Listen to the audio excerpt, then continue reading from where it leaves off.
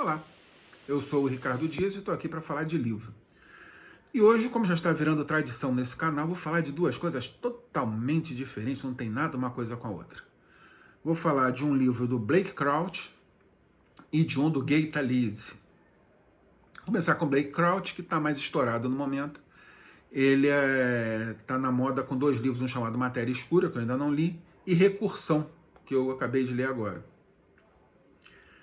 Recursão, que nomezinho miserável para um livro. É um nome feio, um aumentativo esquisito. Eu fui olhar o título em inglês, Recursion. Fui procurar a tradução, recursão. Aí eu falei, não é possível esse título ser tão ruim, isso tem que significar alguma coisa. E significa várias coisas, a palavra existe em vários níveis, e um deles é o que tem a ver com o livro, é um conceito de informática, de uma rotina que se repete várias vezes, tal, então chama-se recursão. Mas ficaria mais elegante se chamasse de recorrência, por exemplo, que também seria sinônimo para recursão. Mas botaram recursão, pronto, tá bom. Mas isso não atrapalha o fato de que o livro é muito bom. Eu acho que atrapalha, eu mesmo demorei um bocado para criar coragem para ler, porque eu falei, recursão? Mas que livro divertido, viu? O livro parte de um pressuposto, eu vou ser muito sucinto no pressuposto, porque senão eu acabo fazendo spoiler. E é o seguinte, de repente há uma epidemia de falsas memórias. As pessoas, o sujeito se chama João, é casado com a Maria e tem dois filhos. De repente ele começa a lembrar que ele é casado de um casamento com a Joana, no qual ele tinha um filho só. E essa memória é mais forte do que a memória atual.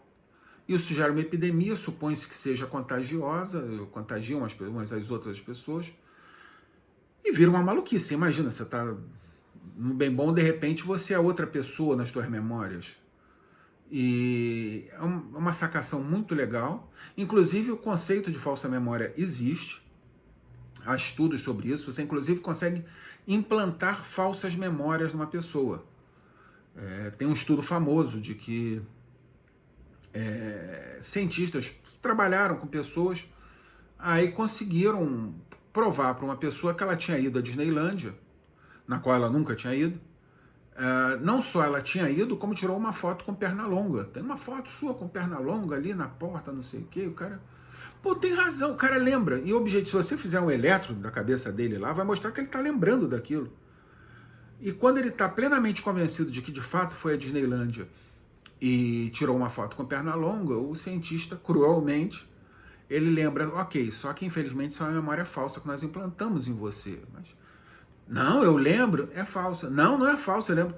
Não tem perna longa na Disneylândia. Aí, perna longa da Warner. Aí é aquele baque e tal. Então é por isso que às vezes é complicado você testemunho, principalmente de criança. Porque é muito fácil você implantar uma memória na pessoa. E o testemunho, aliás, de um modo geral, é talvez a pior das provas. Ah, fulano viu o acidente ser cometido. Acidente ser cometido? Que estupidez que eu falei, não. Viu o crime ser cometido, ou viu o acidente. E às vezes não. Eu lembro de uma amiga que é pesquisadora em música, ela comentando o risco da prova pessoal. Né? Ela estava pesquisando uma determinada gravação de um disco histórico e falou com o cara, olha, você participou desse disco, como é que foi? Ah, foi maravilhoso, estava fulano, beltrano, cicrano, aconteceu isso, aconteceu aquilo, foi aquilo outro. Ela botou tudo isso na tese dela. No final, o cara não tinha participado da gravação daquele disco. Ele mentiu? Não, ele tinha plena convicção daquilo. Mas é uma memória que ficou. Mas eu estou falando isso só para ser interessante, porque isso não é nem tão relevante assim na história do livro. O livro é muito bom. E é um livro assim, que tem muita reviravolta. Não reviravolta tipo fulano é culpado, não, Beltrano é que é culpado, não, Cicrano é que é culpado, não, não é esse tipo de reviravolta. Mas a história vai num ritmo assim alucinante. Eu desconfio que se você der uma pesquisada, tal, ler com muita atenção, ler com uma lupa, vai ter algumas falhas ali no livro, mas não seja chato e não faça isso. Lê o livro se divertindo, porque é um livro muito divertido. É um livro que você lê assim, correndo, porque é um ritmo muito bom, e você fica naquela, mas que diabo está acontecendo aqui, né?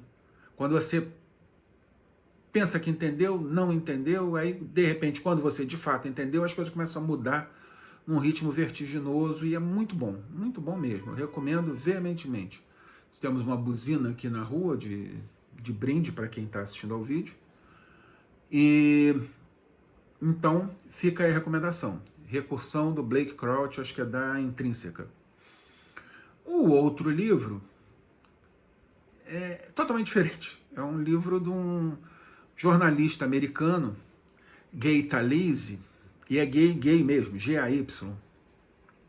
Lembrando que ele nasceu nos anos 30, e o conceito de gay para homossexual e para ser brincadeirinhas da quinta série, né?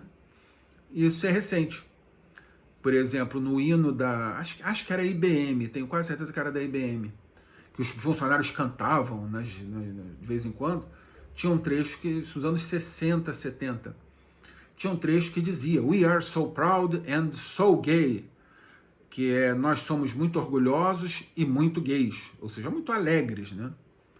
Então, mas eu fico pensando um cara hoje em dia que se chamasse gay, né? Principalmente no momento em que a gente vive hoje, a chatice que é ser a vida desse cara, coitado. Nessa grande quinta série que governa o país hoje em dia. Mas o Gay Talese, ele é considerado o maior, o cara que revolucionou o jornalismo americano. E ele revolucionou com um artigo que ele escreveu dizendo Frank Sinatra está gripado. Ele tinha que fazer uma entrevista com o Frank Sinatra estava gripado, não deu a entrevista. Ele precisava e ele fez a entrevista, só que ele... Isso vocês acham na internet. Eu acho que não foi publicado como livro, tenho quase certeza que não, mas não posso afirmar, mas você tem o PDF disso na internet, em todos os cantos. O nome é esse, Frank Sinatra está resfriado.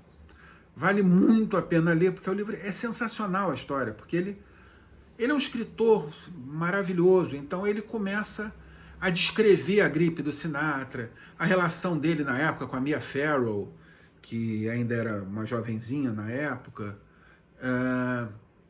a relação dele com as pessoas, com os seguranças, com o público, com a própria gripe, sem falar com Frank Sinatra. E é um texto maravilhoso.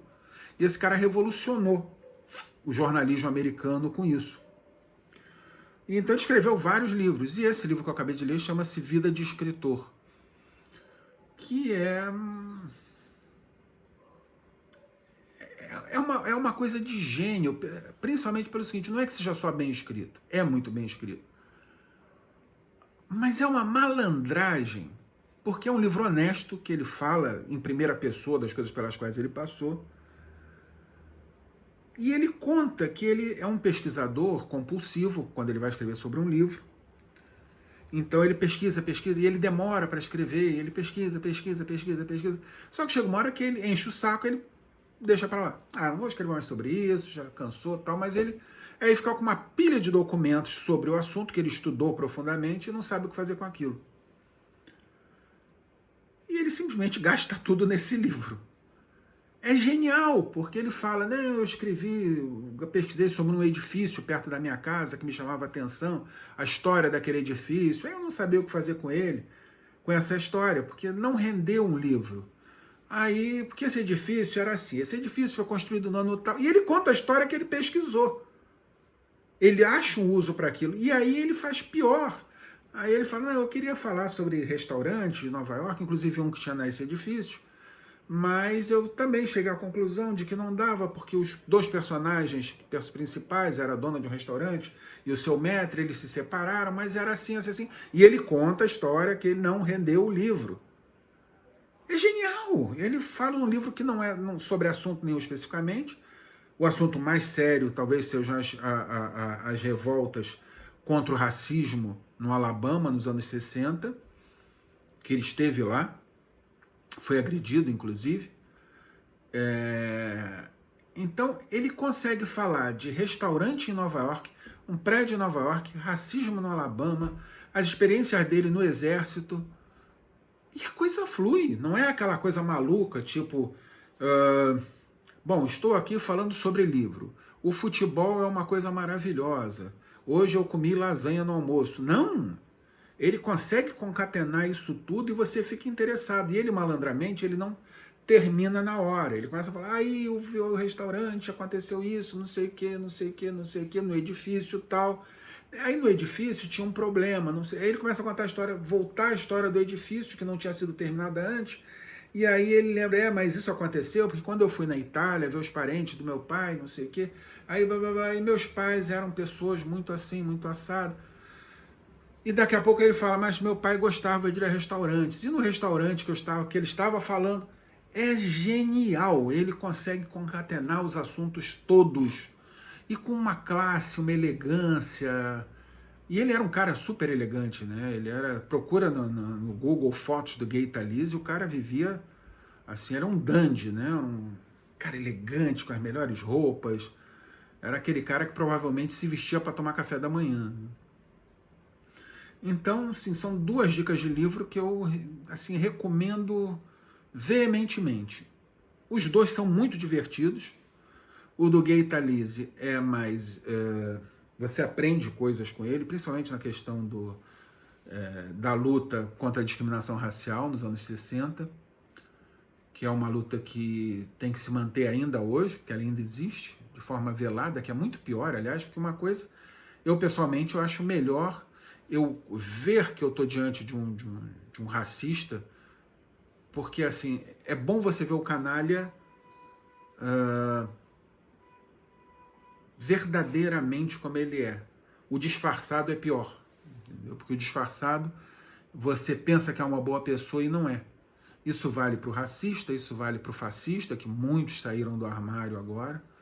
Isso vale para todo mundo que não presta. Então é bom você descobrir quem eles são